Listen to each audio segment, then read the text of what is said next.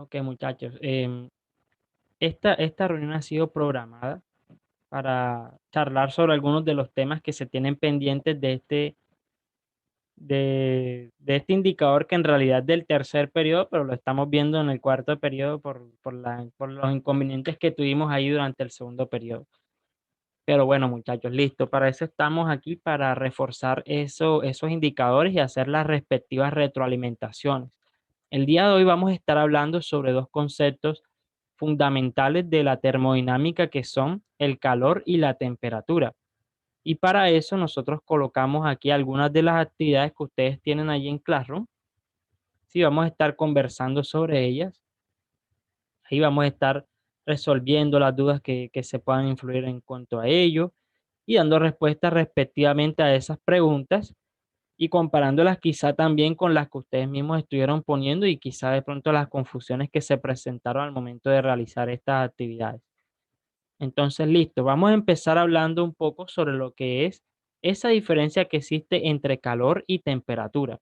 Entonces, vamos a estar todos muy pendientes acá de las explicaciones que vayamos a estar realizando para que podamos dar respuesta bien a esas preguntas que tenemos allá asignadas en Classroom en este momento. Entonces, listo, vamos a empezar hablando un poco sobre lo que es la temperatura.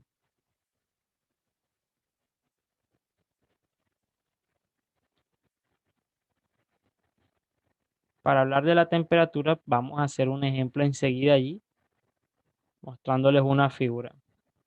Se las estoy haciendo acá rápidamente.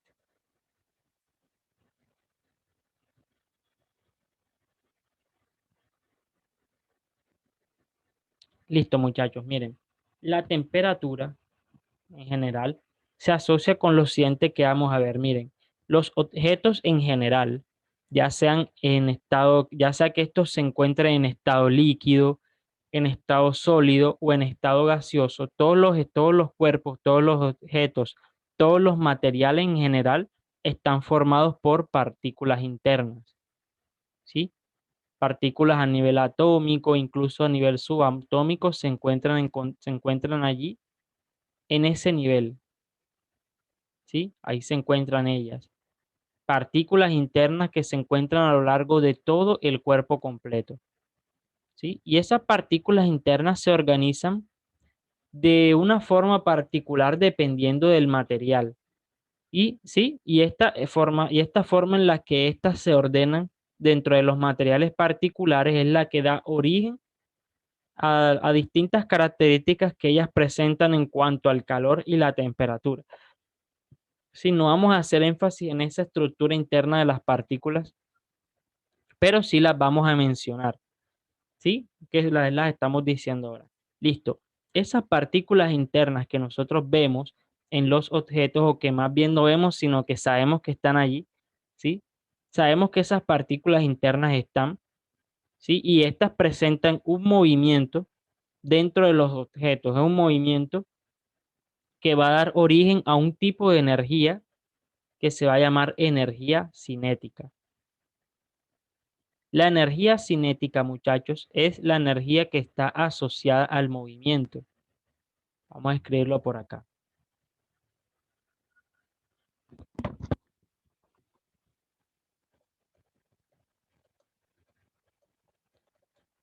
Tenemos entonces que la energía cinética es la energía asociada al movimiento. Es decir, muchachos, siempre que ustedes tengan un objeto o una partícula interna que esté mostrando un movimiento, que esté moviéndose con una cierta velocidad, ella estará experimentando energía cinética. La energía cinética va a depender de la masa y va a depender de la velocidad que lleve ese objeto allí, ¿sí? Entonces estas partículas en su movimiento se cargan de energía, ¿sí? Dando lugar a algo que se llama energía interna luego. Toda esta energía la poseen los cuerpos mediante sus partículas internas, ¿sí? La energía cinética se va a medir al igual que todas las unidades de energía en una que se llama joules. Se simboliza también con una J mayúscula.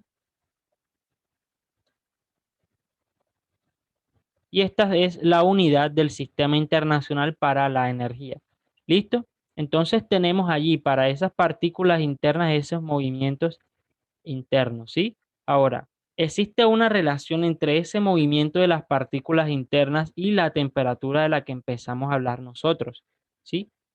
Esa relación, ¿cuál es, muchachos? Durante mucho tiempo se especuló sobre qué era la temperatura, ¿sí? Se relacionó muchas veces con el calor, que es algo que nosotros, digamos que asociamos con la temperatura en nuestro lenguaje y en nuestra cotidianidad, pero realmente lo que es la temperatura es una medida, ¿sí? Se asocia directamente como una medida de esa energía cinética que están presentando las partículas allí.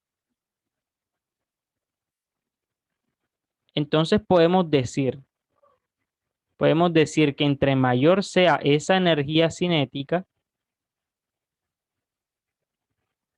mayor va a ser la temperatura del cuerpo. Entre más se muevan esas partículas internas, entonces nosotros podemos medir una temperatura con un valor mayor. Entonces nosotros podemos concluir, muchachos, que, ¿qué podemos concluir acá? Que la temperatura se relaciona directamente con el movimiento de las partículas internas de un objeto y su energía cinética. Si son directamente proporcionales, entre mayor sea la temperatura, mayor es ese valor de energía cinética interna que tienen los cuerpos. ¿Sí? Después de mucho tiempo, de muchas especulaciones, de muchos experimentos, los científicos llegaron a esta conclusión, ¿sí? De que esas partículas internas que se organizan dependiendo del tipo de material que se tiene, va a dar origen allí a esa medición de la temperatura. Es simplemente una medida o una relación que existe allí para ese movimiento de las partículas internas, ¿sí? La temperatura, muchachos, se va a medir en grados Celsius.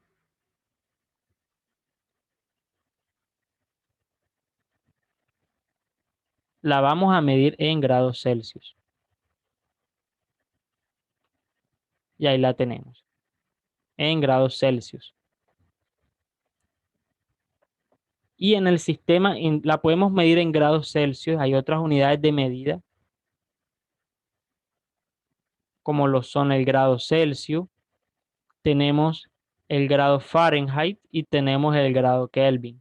Son las principales unidades de temperatura que existen, ¿sí? El grado Fahrenheit, el grado Celsius y el grado Kelvin.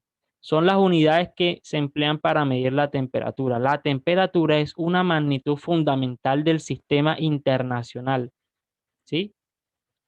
Y digamos que esta magnitud en particular, muchachos, tiende a no ser tan restrictiva como otras magnitudes. Por ejemplo, siempre en longitudes está muy, digamos que definido o está en gran uso la unidad del metro en comparación a otras unidades de medida como lo son las pulgadas, los pies, las leguas también, que son unidades de medida antigua de longitud, ¿sí?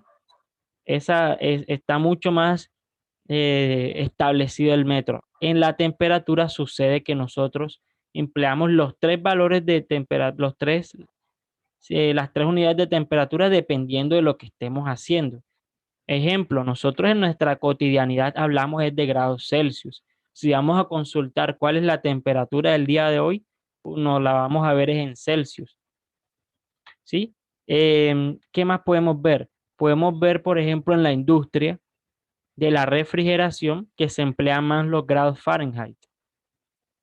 Todos los modelos, todos los equipos de refrigeración, todas las referencias se utilizan teniendo en cuenta los grados Fahrenheit. Y esto sucede porque digamos que los países de mayor auge para esta área fueron países que se desarrollaron bajo el sistema inglés y esa unidad se emplea es en el sistema inglés como tal, los grados Fahrenheit. Y por último tenemos la escala absoluta, que es los grados Kelvin, que curiosamente vienen a ser la unidad principal del sistema internacional. Y es la unidad que se emplea como base para definir los límites que puede presentar la temperatura. Ok, tenemos a Nicolás con una pregunta. ¿Para qué se utilizan las demás medidas, o sea, Fahrenheit y Kelvin? Listo. Ok, Nicolás. Los grados Fahrenheit, como les venía diciendo, se emplean en áreas de la refrigeración. Por ejemplo, tenemos algunas personas que trabajan, o más bien que tienen en sus casas aires acondicionados, ¿sí? Digamos que todos estos equipos, en las personas que trabajan con ellos, los técnicos, los ingenieros, al momento de realizar los estudios de instalación y de todo eso, se basan en grados Fahrenheit. ¿Sí? Todos los valores de referencia que nosotros encontramos en los equipos, ¿sí? Hablando de sus características técnicas, se emplean un poco más con grados Fahrenheit, ¿sí? Listo, tenemos dos preguntas, Saori, y después nos vamos con Katherine. Adelante, Saori. O sea, profe, que no es una pregunta, o sea, quiero preguntar, es como una pregunta, a mi Ujú, estilo. O ujú. sea, que el grado Fahrenheit se utiliza para bajas temperaturas. Bajas temperaturas no tanto, porque sí, estamos hablando del área de la refrigeración, pero ellos no solo trabajan refrigeración. Lo que pasa es que nosotros acá en la ciudad de Barranquilla sí lo que queremos es refrigerarnos, pero hay ciudades muy frías del mundo que lo que quieren es tener sistemas de calentamiento. Entonces ellos también emplean los grados Fahrenheit en esas condiciones. Y ahí sí trabajaríamos con temperaturas más altas, quizá con las temperaturas que tenemos nosotros en nuestro ambiente, ellos las emplearían para sistemas de calentamiento, donde utilizan bombas de calor y todo esto, ¿sí? Allá sería lo contrario a lo que queremos hacer acá, que es refrigerarnos de este calor que vivimos nosotros todos los días. Listo. No sé si ha quedado claro allí, Sabri. No es que solo sea bajas temperaturas, ¿sí? Solo que se emplea para el área de la refrigeración y el calentamiento. Sí, más que todo es más empleado, digamos, que en ese ámbito los grados Fahrenheit. Listo, tenemos una pregunta de Catherine Conde. Adelante, Catherine. Profe, cuando yo fui porque yo busqué, o sea, de grados Fahrenheit usted sabe que nos puso a grados centígrados. Ajá, Bueno, yo lo convertí. Después yo busqué en Google para saber si es correcto, porque en Google hay como un conversor de unidades. ajá. Entonces, ahí me apareció, yo puse en grados centígrados y ahí me apareció en grados Celsius. Grados centígrados y grados Celsius es lo mismo, ¿verdad? Sí, claro. Grados centígrados y Celsius. La C esa que te queremos ahí. O sea, tu pregunta, no entendí tu pregunta, disculpa. De que si grados centígrados y grados Celsius es lo mismo. Ah, sí, sí, claro. Digamos que la palabra se emplea allí para lo mismo. Lo que pasa es que el Celsius es una palabra, digamos que muy internacional, por decirlo así. Digamos que se adaptó a nuestra lengua como centígrado. Se adaptó allí hace mucho tiempo, empleándose como centígrado, pero digamos que el real nombre que aparece de ella es grados Celsius. Pero centígrados y Celsius es lo mismo. Los Fahrenheit sí es algo que no cambió, ahí quedó Fahrenheit, no que di que Fahrengrados, no, ahí sí fue Fahrenheit. Y Kelvin, que es la otra unidad de la que vamos a hablar. Listo, Nicolás nos preguntó ahorita, profe, los Fahrenheit, ¿dónde los usamos? Ya respondimos dónde los usamos. Ahora, los Kelvin, ¿en qué ámbito nosotros los empleamos? El Kelvin es la unidad absoluta y se emplea más que todo, digamos que para estudios un poco más avanzados con respecto a la temperatura.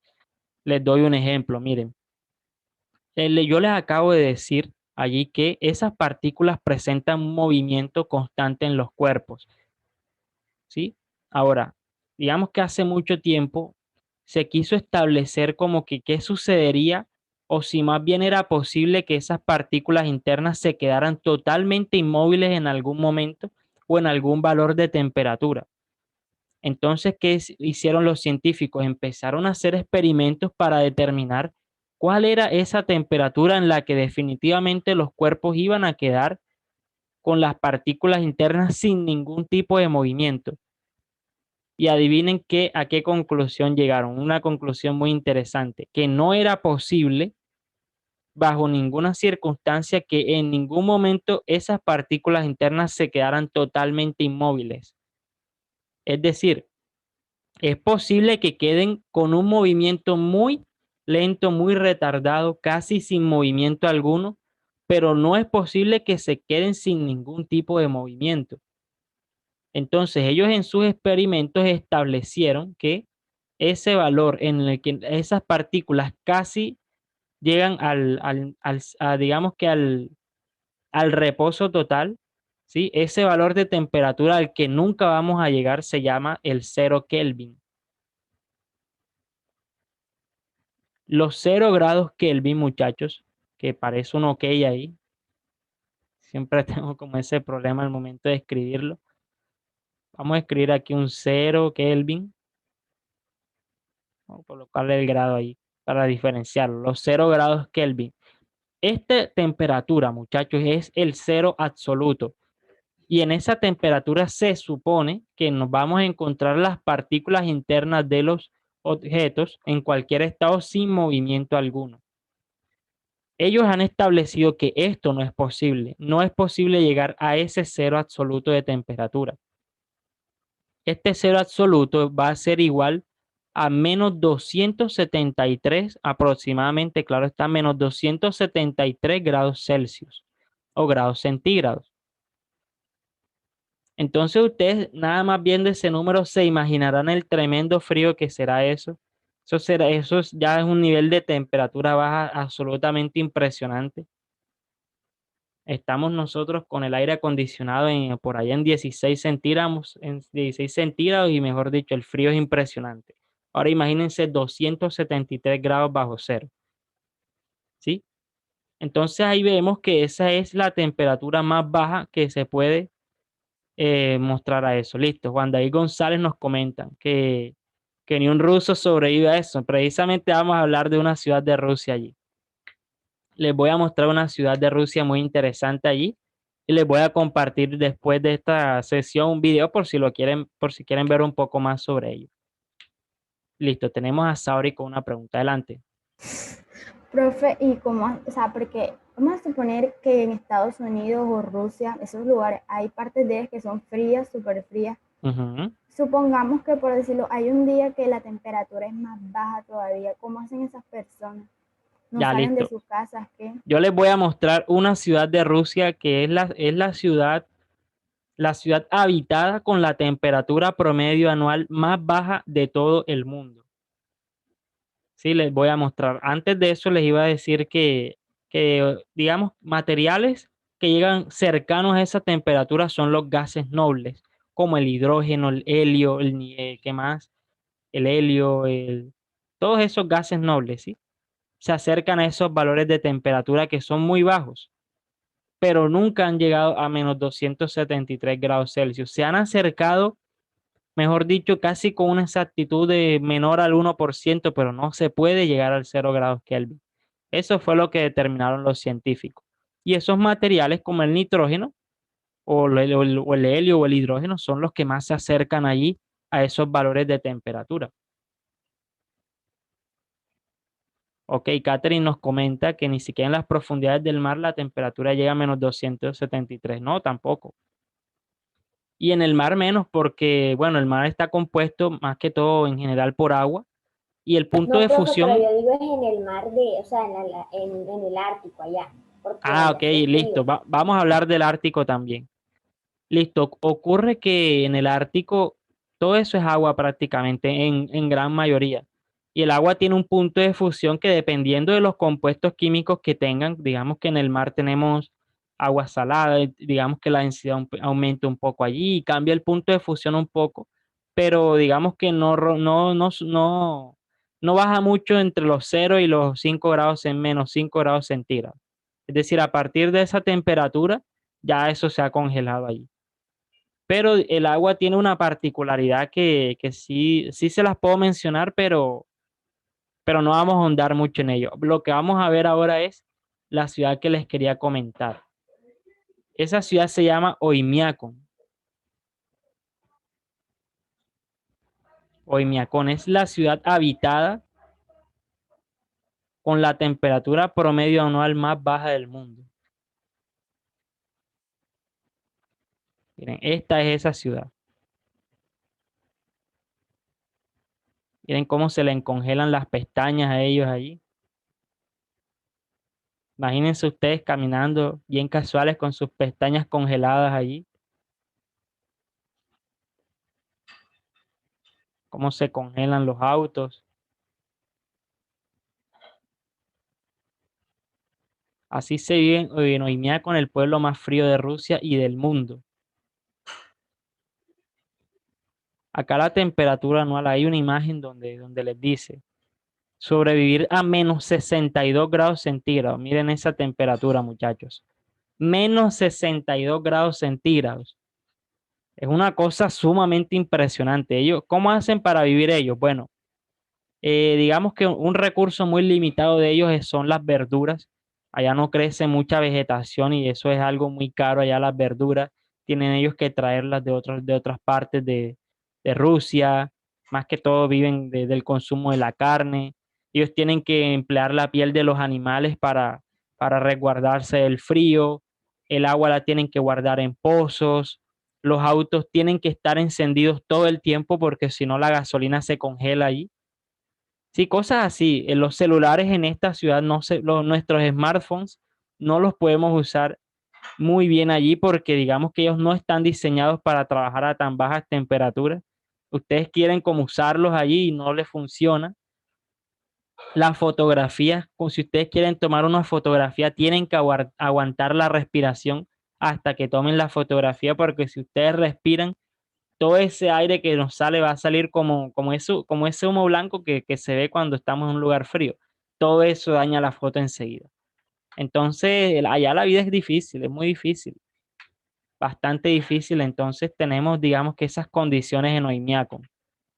Sí, yo les voy a compartir ahorita más tarde un video allí, cuando les suba esta grabación, un video de curiosidades de esta ciudad, de Oymyakon.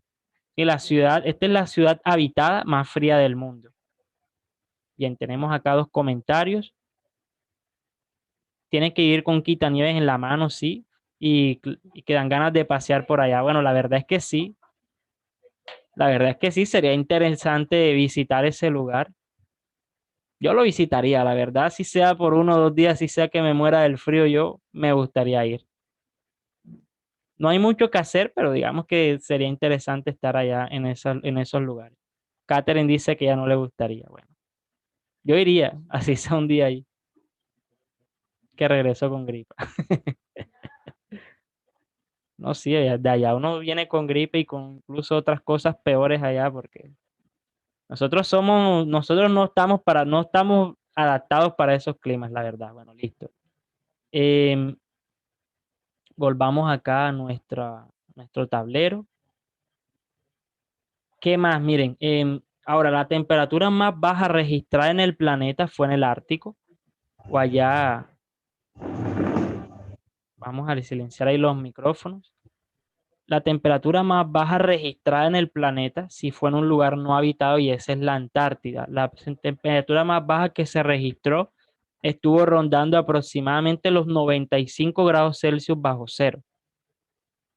Sí, digamos que fue un valor de temperatura muy bajo, lo más bajo, mejor dicho, si Oymyakon está a menos 62, la Antártida está a menos 95 grados.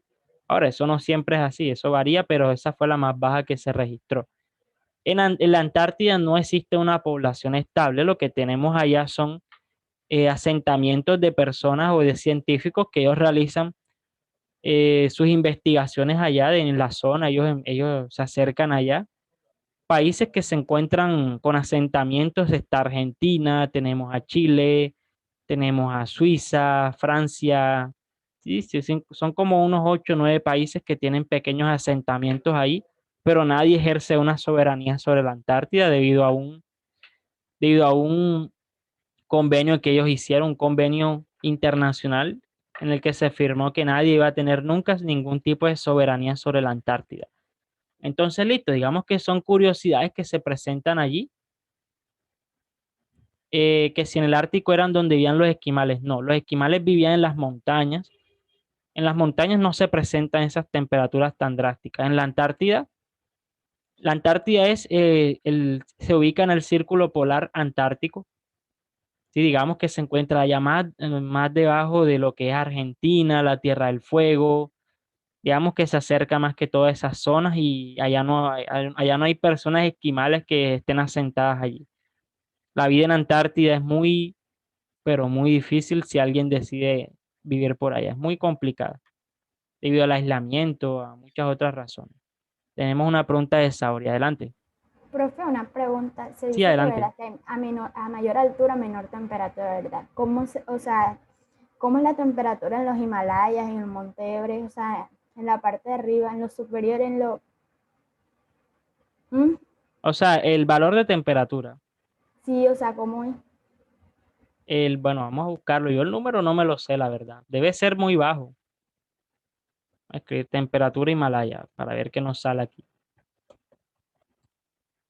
Más o menos como para tener una referencia. Debe ser algo que aparezca allí. Bueno, miren, aquí aparece temperaturas máxima media. O sea, lo máximo es 15 grados y la temperatura media es unos 6.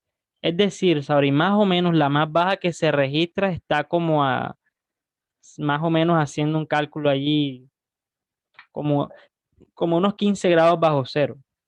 15 grados bajo cero, 10 grados bajo cero, más o menos sería la temperatura en el Himalaya, lo cual es muy bajo en realidad. Eso es, ya esa temperatura, eso tiene su gente ahí. Profe, o sea que Noñacon siempre es invierno, no siempre, Sharon. Luis Gómez nos dice que mire el comentario. No sé, Luis, ¿cuál comentario te refieres?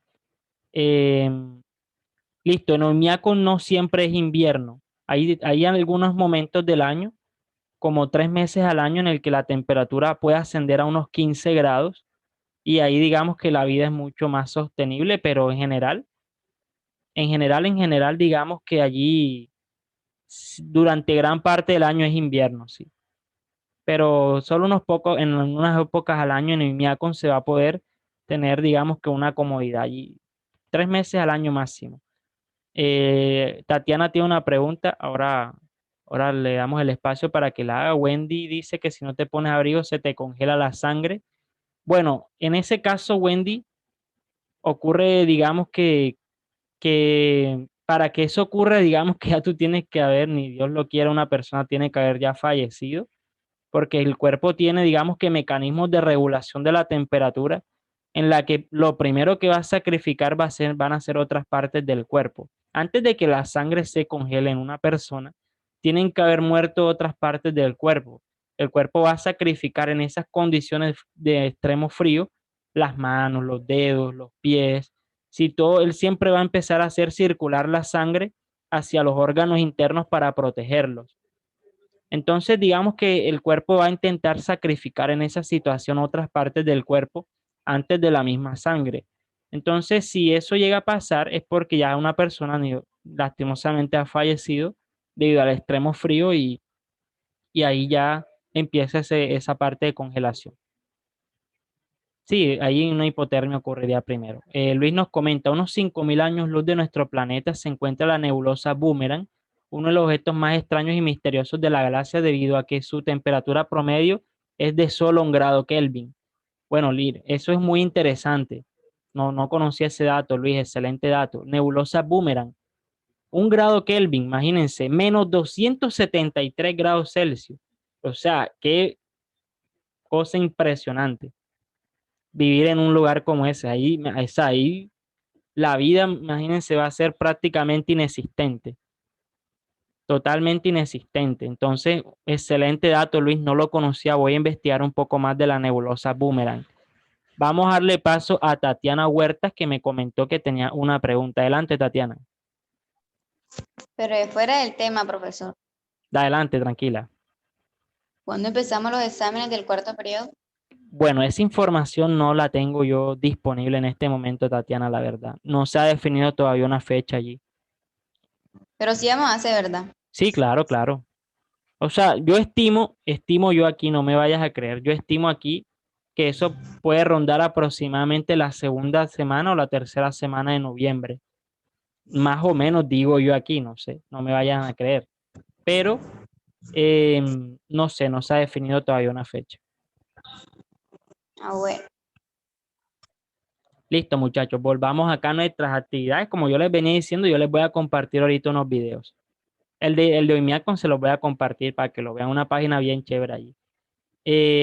La respuesta a la primera actividad, ya habiendo hablado de todo eso, es temperatura. La energía cinética de un cuerpo se va a relacionar es con la temperatura. Allá lo mencionamos, y bueno, sería la temperatura.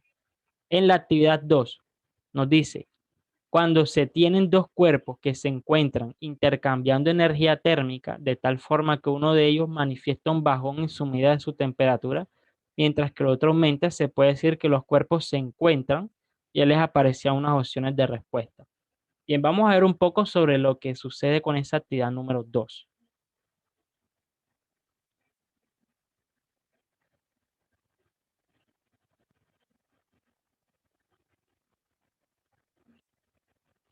Ok, lo que vamos a hablar ahora es un término que empleamos mucho en nuestra cotidianidad y es el calor. Yo creo que no hay un día en el que uno no hable del calor aquí en Barranquilla. Eso es una palabra que todos los días de nuestra vida decimos nosotros. Listo, hablemos del calor ahora. Del calor en física, claro está. Listo, para hacerlo vamos a hablar enseguida con un ejemplo. Si nosotros tenemos dos cuerpos que se encuentran a diferentes temperaturas, el rojo se va a encontrar a una temperatura mayor que el azul.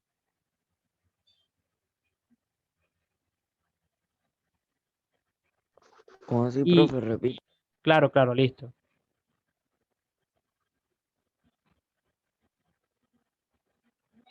Bien, muchachos, vamos a tener que este primer cuerpo se va a encontrar a una temperatura mayor que el segundo.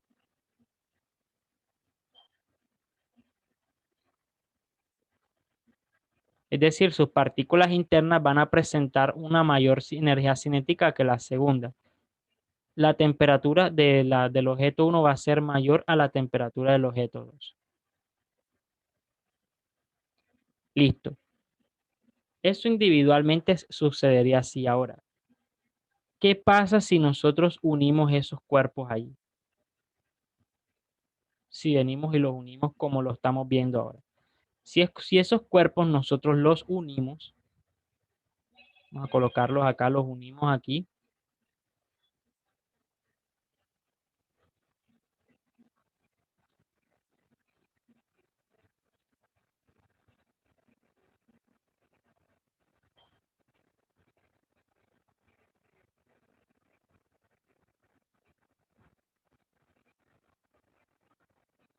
Se verían más o menos así. Si nosotros los unimos, ahí va a empezar a ocurrir algo interesante, muchachos.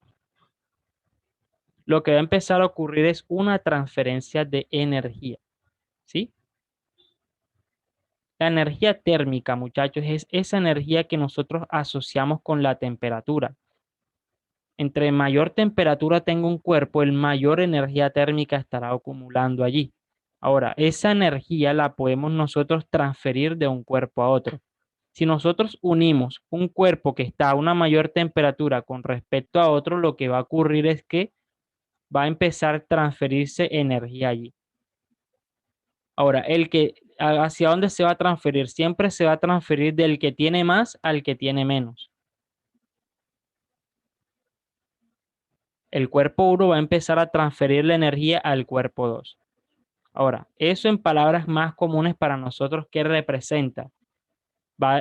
Eso quiere decir que la temperatura del cuerpo 2 empieza a aumentar porque está recibiendo energía, mientras que la del cuerpo 1 empieza a bajar porque está perdiendo energía.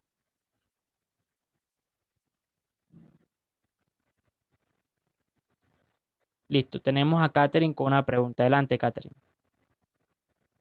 Profe, entonces eso es lo que pasa cuando, por ejemplo, uno, bueno, en mi caso, yo hago palomitas de maíz y después cuando termino, y por ejemplo, en el segundo voy a poner la olla de las palomitas que está recién salida del fuego, está mojado. Y cuando uno pone la olla, eso es una... por eso, porque se están intercambiando energía, ¿verdad? Claro, mira, en ese caso, Katherine, tú vas a tener, la olla va a estar, digamos que como estará aproximadamente a unos 120 grados centígrados, la olla. Entonces, el agua va a estar a una temperatura ambiente, unos 25 grados, 28 grados centígrados. Entonces, tú vas a tener en ese caso una diferencia de temperatura de 120 grados con la del agua que van a ser unos 28 grados más o menos. Entonces, lo que ocurre cuando tú colocas esa olla en el agua es que tú ves que hace como un shhh.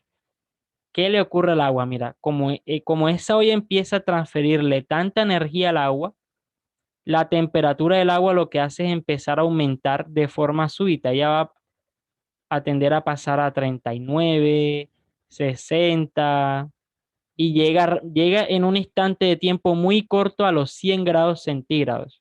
Y se evapora. Es correcto. Y al llegar a esta temperatura, Catherine lo que hace es que se evapora enseguida. Pero eso ocurre en un lazo de tiempo muy corto. Y quizás, Catherine, estoy siendo yo muy optimista al decir que aquí hay 120. Puede que sea más, unos 150 incluso. Eso es muy alta esa temperatura en la que sale una olla allí. ¿Listo? Entonces, el agua llega rápidamente a los 100 grados centígrados, que es el punto de ebullición del agua, y por eso se evapora, porque recibió mucha energía de la olla. Y tú también puedes notar que la temperatura de la olla baja rápidamente. Es decir, si tú la sumerges en agua, no pasan ni 5 segundos y ya está fría otra vez. O sea, no tan fría, pero ya la puedes coger, ya la puedes tomar nuevamente con tus manos. Porque eso baja rápido, rápido. Y más si el agua está fría. Sí, ahí digamos que ahí el metal pierde mucha energía, se le transfiere prácticamente toda al agua allí. Entonces, digamos que la temperatura del metal empieza a bajar a 50, baja a 30 y llega a la temperatura promedio de 28 grados. Quizá de eso más o menos le estoy hablando de valores allí promedio. Entonces, acá, esa transferencia ocurriría de esa forma. Acá aumentaría y acá disminuiría. ¿Sí? Esa es la tendencia que se ve allí. Ahora, muchachos, toda esa transferencia de energía que hemos visto se llama calor. Eso es el calor. El calor es un método de transferencia de energía térmica. El calor no es eso que nosotros sentimos cuando hay una temperatura alta en nuestro ambiente. El calor es un método de transferencia de energía térmica. ¿Sí? Entonces, digamos que ese término, la razón por la que nosotros lo empleamos en otros contextos, contextos como para especificar lo que en realidad es la temperatura. Sí, cuando nosotros tenemos una temperatura alta, lo que decimos es como que hace bastante calor. Uf, el calor está alto, hace, mejor dicho, un calor, mejor dicho, impresionante. Cosas así. En realidad lo que ocurre es que hay una temperatura alta en el ambiente, pero el calor es el método de transferencia de energía. Eso, Catherine, que le sucede al agua de evaporarse es porque recibió energía mediante calor. ¿Sí? Eso es lo que sucedería en ese caso. Entonces, para responder ahí esa pregunta número 2, tendríamos nosotros allí, mientras uno tiene un bajón en su temperatura, el otro aumentaría, y eso es lo que nosotros encontramos como transferencia de energía térmica mediante calor. Tenemos a Juan David González con una pregunta. Adelante, Juan David. O sea, profe, que el calor es como el factor de transferencia de la temperatura. No transferencias de la temperatura. O sea, tú no transfieres temperatura como tal. La temperatura es una medida de la energía térmica, pero tú no puedes transferir temperatura como tal. Tú lo que transfieres es energía y la temperatura es la medida de esa energía. ¿Sí?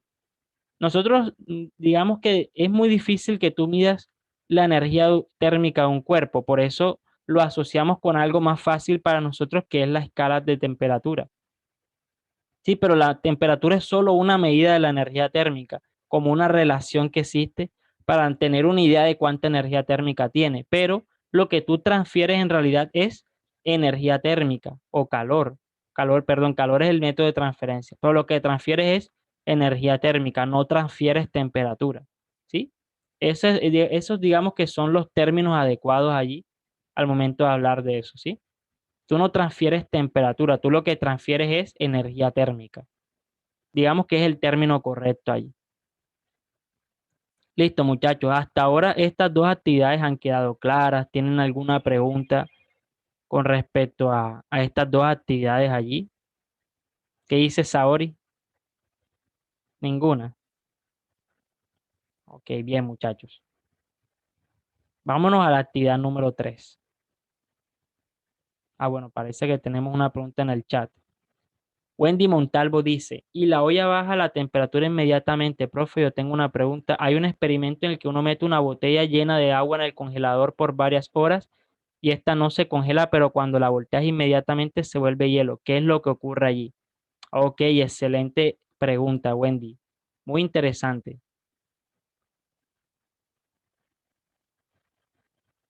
Eso que ocurre ahí, Wendy, se llama subenfriamiento del agua. Te voy a explicar qué es lo que sucede ahí. Mira. El experimento que ella dice es este, miren, si ustedes tienen un vaso de agua o ustedes tienen agua y la guardan en su congelador, vamos a hacer un congelador acá rápidamente.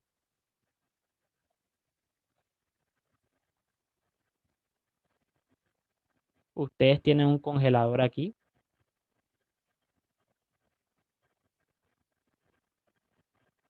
Es más, si yo les puedo mostrar un video de eso, lo que pasa es que los videos con este zoom muy pocos se ven bien, pero voy a intentar mostrarles. Lo voy a ir cargando mientras yo les explico para ver si nos lo permite ver. Para mostrarles Profe, eso que Wendy dice. De pronto no todos lo han escuchado. Sí, eso es profe, algo. Sí, claro, adelante, Saori. una pregunta, o sea, ¿el agua se medio se congela o se cristaliza? Mm, se cristaliza. ¿Qué te refieres con cristalizar? O sea, no, porque voy a poner un ejemplo, pero, o sea, por decirlo, una vez mi hermano metió la botella de agua y él pensó que estaba congelada porque se puso toda blanca por afuera, ya. Pero Ah, ok. pasó lo siguiente, cuando él la Ajá, sacó, sin querer se le cayó la botella. ajá. Y todo lo que estaba dentro se puso blanco. Y cuando él la abrió, o sea, era como hielo, pero no era hielo porque al momento de agarrarlo se deshacía rápido. Ok, miren, exacto, miren. Esto es lo que dice Wendy. Bueno, vamos a ver este video, parece que se ve como bien. Creo que se puede ver, vamos a ver. No, vamos a quitarle el sonido allí para. Miren lo que sucede. Vamos a devolverlo. Miren, para todo. El agua está líquida ahí. En ese momento el agua es líquida, en ese punto. Pero él lo que hace es lo siguiente. Él le da una pequeña sacudida a eso allí y miren lo que pasa. Se empieza a congelar eso. Todo eso que ustedes ven es que se está congelando. Ahí está ocurriendo también. Sí, sí, sí vieron, sí se pudo ver. Yo lo estoy viendo, no sé si ustedes lo ven bien. Lo que pasa es que los Creo videos que sí se nunca. ve. Va tirando el agua y se va volviendo hielo apenas cae. Listo, listo. Primera vez que sale un video bien aquí. Profe, pero yo he escuchado que eso es con ¿cómo es que se llama? Con agua carbonatada o con agua oxigenada, una cosa así es que sale ese experimento. Ok, ok. No sé. Vamos a hablar de qué es lo que sucede ahí. ¿Listo? Bien. ¿Qué sucede ahí, Wendy? Tú tienes tu botella de agua ahí. En condiciones normales, Wendy, tú vas a tener tu agua y tú sabes que el punto de fusión del agua es a los 0 grados, más aproximadamente a los 0 grados. Es decir, cuando ella llega a los 0 grados, inicia un cambio de fase para volverse sólida. Sí, no sé si de pronto ustedes manejen esos términos de fusión. No, yo creo que no, porque eso es lo que vamos a ver después. O bueno, Nosotros sí. nosotros sabemos que Bueno, sí. funciona en química. Bueno. Ok, listo. Menos mal que nos salvó la patria química allí, porque eso lo vamos a ver igual en otros indicadores posteriores nosotros también. Pero listo. Mejor ahí estamos ahí adelantando. Bien. La fusión es el cambio de fase que ocurre de líquido a sólido. ¿Sí? Entonces, ¿qué vamos a tener nosotros allí? A los 0 grados eso empieza a congelarse, ¿sí? Pero digamos que hay un fenómeno que se llama subenfriamiento del agua. Eso se llama así, se llama subenfriamiento del agua.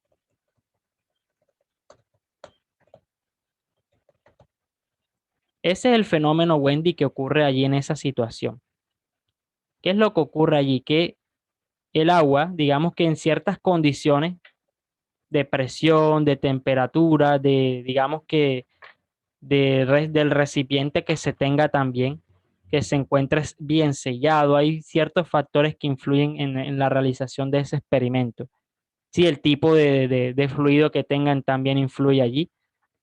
Pero, ¿qué es lo que ocurre en realidad? Miren, el punto de fusión del agua es 0 °C, pero ocurre que en este experimento el agua empieza a bajar su temperatura por debajo de los 0 grados y llega quizás hasta unos -12 grados dentro de ese congelador allí. Todo el agua llega a los -12 grados sin convertirse todavía en hielo. ¿Qué es lo que ocurre allí en realidad? ¿Sí? Ella se va a mantener líquida a esa temperatura. Sí, ella ha cedido parte de su energía, pero digamos que para iniciar ese proceso de congelación, ella necesita digamos que necesita una reacción que active toda esa parte de congelación. Si ella necesita una mínima cantidad de energía para que toda esa congelación ocurra, necesita, y por eso la sacuden, para agregarle un mínimo de energía a esas partículas y que se retome nuevamente el proceso en el que ellas están. Entonces, se le entrega un poco, digamos que una mínima cantidad de energía que se logra con la sacudida para que ese proceso de congelación se reactive. Y como todo el agua se encuentra a -12 grados, lo que va a ocurrir es que se empieza a congelar toda enseguida. El truco está en buscar que el agua llegue a los -12 grados estando completamente líquida. Ese es el truco del subenfriamiento del agua. Tenemos una pregunta por acá. Bien, funciones de sólido a líquido. Ok, función no es fusión, el punto de fusión. O sea, yo te hablo del punto de fusión. El punto de fusión, Luis, es ese punto donde nosotros encontramos el cambio de fase para ambas partes, ¿sí? El punto de fusión allí. Para el agua es aproximadamente unos 0 grados. Es el punto donde el objeto empieza, digamos que el cambio de fase de sólido a líquido, ¿sí? Se conoce como punto de fusión. El otro del que se habla es el punto de ebullición, que es cuando va a pasar de líquido a gaseoso. Entonces son dos puntos allí que digamos que en ambas direcciones tienden al mismo valor. Por eso se le llama punto de fusión. Es un valor de temperatura, pero el proceso que va de sólido a líquido y de líquido a sólido sí puede cambiar de nombre allí. Puede llamarse congelamiento o solidificación si nos vamos de líquido a sólido, o puede llamarse también incluso si nos vamos de sólido a líquido, ya puede tomar otro nombre diferente allí, ¿sí? Entonces, digamos que el proceso de un estado al otro tiene un nombre, pero el punto donde ese cambio de fase ocurre se llama punto de fusión, ¿sí? Eso es lo que ocurre allí con eso. Entonces, bien, tenemos una pregunta, me pareció ver una pregunta. Ah, no, listo, esa era la pregunta. Ah, bueno, Catherine. Adelante, Catherine. Profe, ¿como cuántas horas, minutos, segundos tenemos que dejar el agua para que llegue a -12 °C? O Ok, se nevera. ajá. Bueno, la verdad es que los detalles de ese experimento, así como que yo les diga, no, déjenlo tanto tiempo, sí es algo que les pueden decir, por ejemplo, en este video. Vamos a ver qué dice él ahí.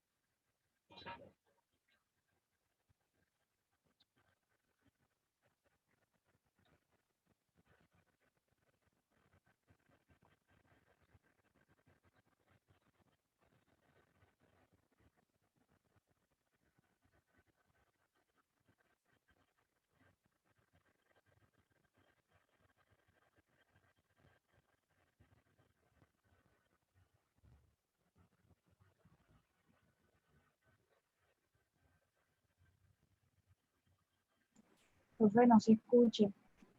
¿Cómo? Profe, tiene que habilitarnos el audio. No se escucha. Ah, no se escucha. Profe, usted tiene que irse a configuración y poner de que al compartir pantalla se escuche lo que está compartiendo y no su voz, porque se escucha es como en su casa, no se escucha es el video.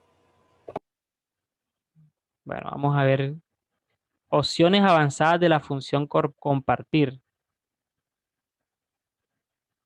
Un participante puede compartir a la vez. ¿Quién puede compartir? ¿Quién puede comenzar a compartir? Eh, no sé la verdad cómo Donde ponerles eso. dice sonido, no se vaya a compartir pantalla, sino donde dice sonido.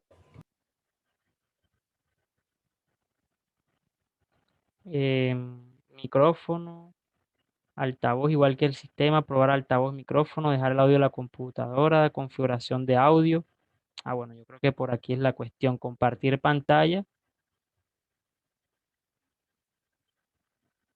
en avanzado, limitar su pantalla compartida, modo de captura de pantalla. Bueno, Profe, usted cuando le va a compartir pantalla, la aplicación le pregunta qué quiere compartir, ¿verdad? Ujú. Bueno, creo que Ah, abajo hay ya, una ya, opción listo, que listo. dice Sí, sí, sí, compartir ya, audio de la ya vi, ya vi, ya pantalla. vi, ya vi, ya vi, ya. Compartir sonido de la computadora, listo, ya. Creo que ahora sí me confirman. Vamos a probar cuál de las dos es mejor Ahora sí. para este proyecto. Vamos Hola a devolverlo. amigos, en el vídeo de hoy vamos a ver cómo congelar agua de manera instantánea. No hará falta emplear acetato de sodio ni nada por el estilo, tan solo agua mineral y nada más. Veamos cómo se hace.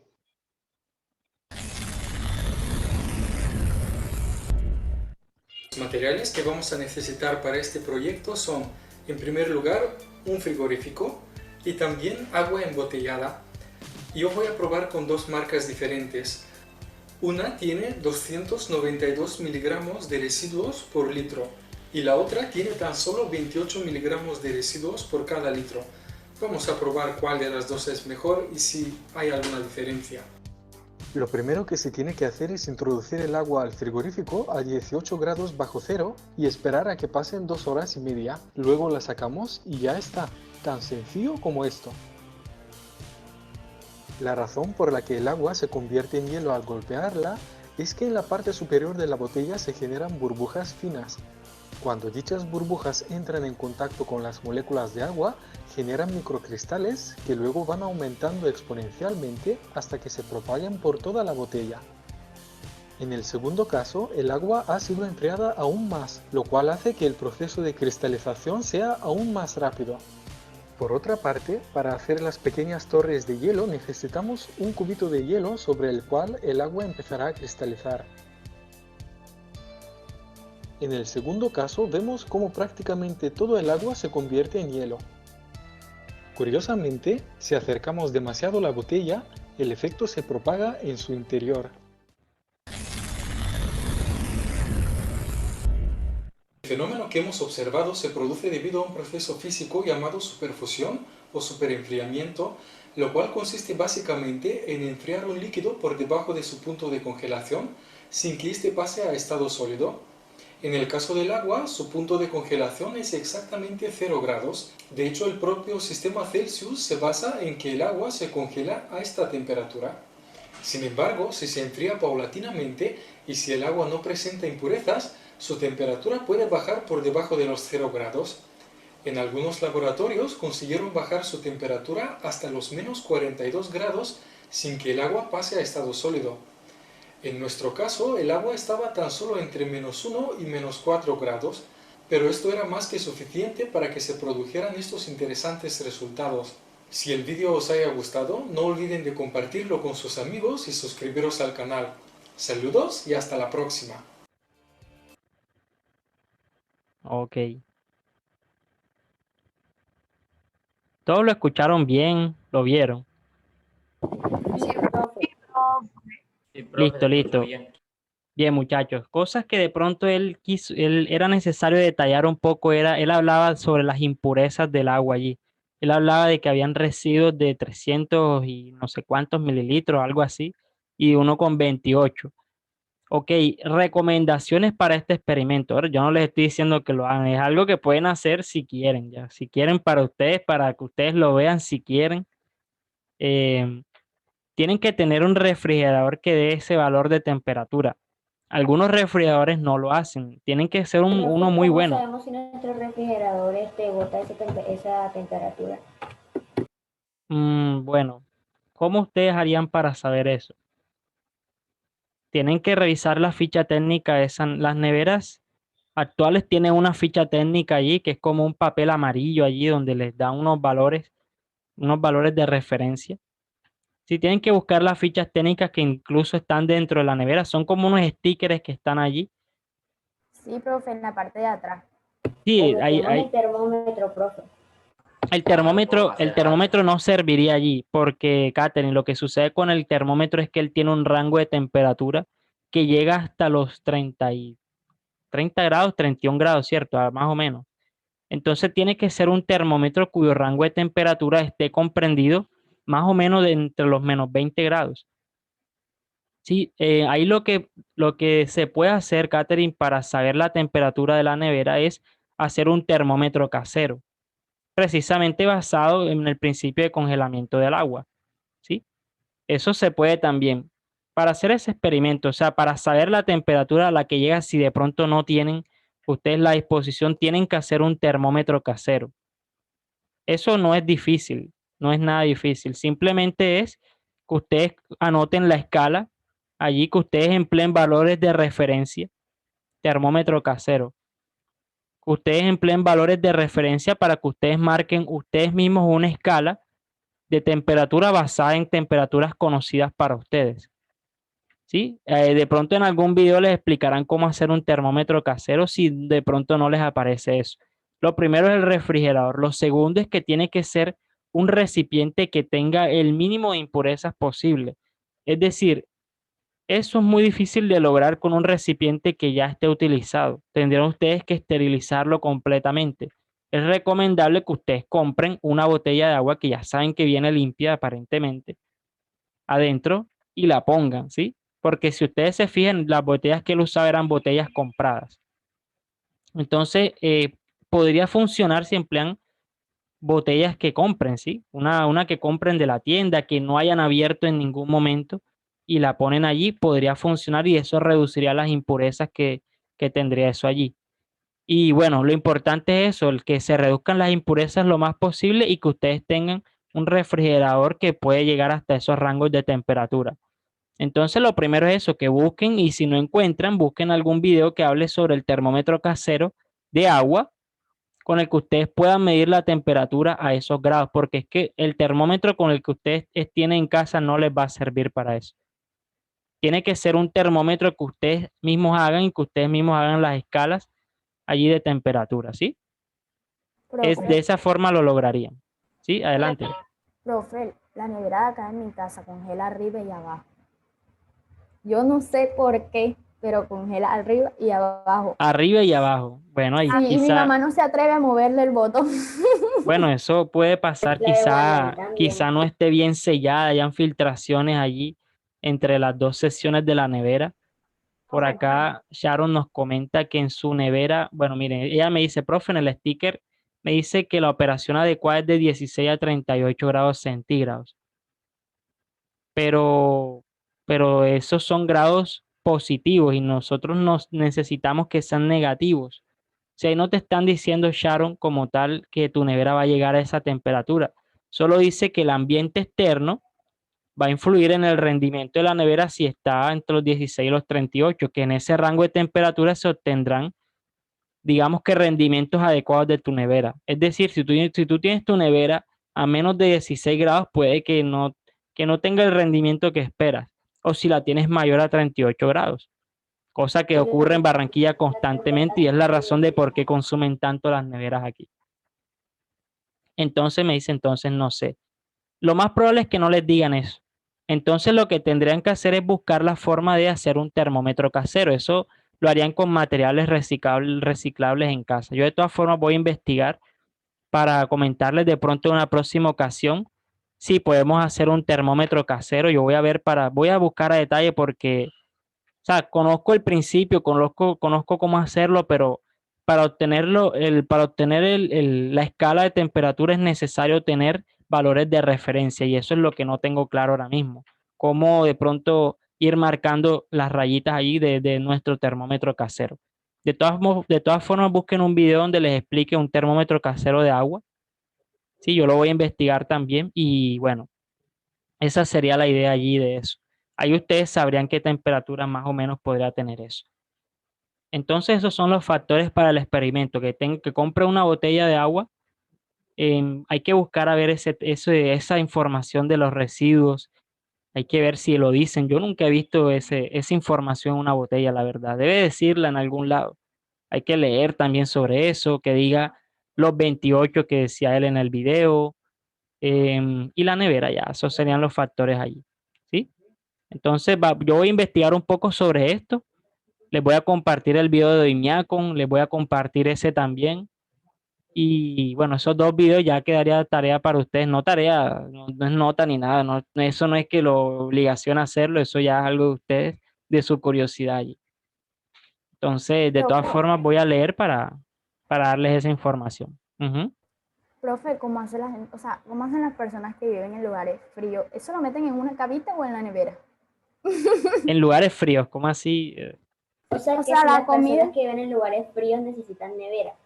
Sí, Es lo sí, que en No, un país claro, frío claro, necesitan si nevera. necesitan, si necesitan. Por ejemplo, en Bogotá ellos están a bajas temperaturas, pero no tanto como la necesita la carne, el pollo. El pollo tiene que estar congelado para preservarse. Y allá en Bogotá no es que tú coloques algo y se va a congelar ahí afuera. En No, profe, Oimiacon, pero en mira, las en ciudades Oimiacon debe ser. sí, en Oimiacon sí, porque el pescado, por ejemplo, tú lo sacas del mar y él se queda congelado, queda como una roca. Es que ustedes tienen que ver ese video, queda como una roca y allá la gente vende el pescado así, lo colocan como ustedes vender unos zapatos así, así lo dejan ellos puestos así. Entonces, bueno, para la actividad número 3, ya nos quedan ya 4 minutos nada más.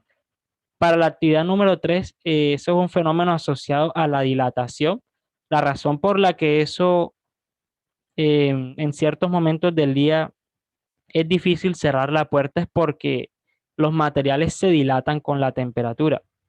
A mayor temperatura ellos tienden como a expandirse. La palabra dilatar hace asociación a expandirse, ¿sí? Entonces, durante el pleno mediodía, ustedes van a encontrar de pronto que la puerta no cierra bien es porque se ha Es dilatado, por se ha eso que la puerta expandido. se chupa, profe. Sí, es probable, sí, O se que ponen pesadas. sí es correcto, exacto, que ustedes vayan a cerrarlo y ustedes sienten que se atranca un poco, como que, ¿por qué esa puerta no está cerrando bien? Que ustedes ven que se atranca así. Bueno, las puertas sufren eso debido a ese fenómeno de dilatación. En ciertos momentos del día, como a mediodía, por ejemplo, es que las puertas se ponen así. Las puertas metálicas, claro está, las de madera sufren menos ese fenómeno, pero lo sufren. En el frío, por ejemplo, ya en la noche, ya cuando no hace tanto calor, las puertas vuelven a la normalidad porque ellas se comprimen cuando hay bajas temperaturas. Entonces, ahí la clave de esa actividad es explicar que a mayor temperatura, ustedes van a encontrar allí, van a encontrar mayor dilatación. Básicamente es eso. Sí, entonces yo creo que por hoy ya podemos ir tomando la asistencia, no hay 28, no me gustaría quedarme más tiempo con ustedes, muchachos, pero ajá,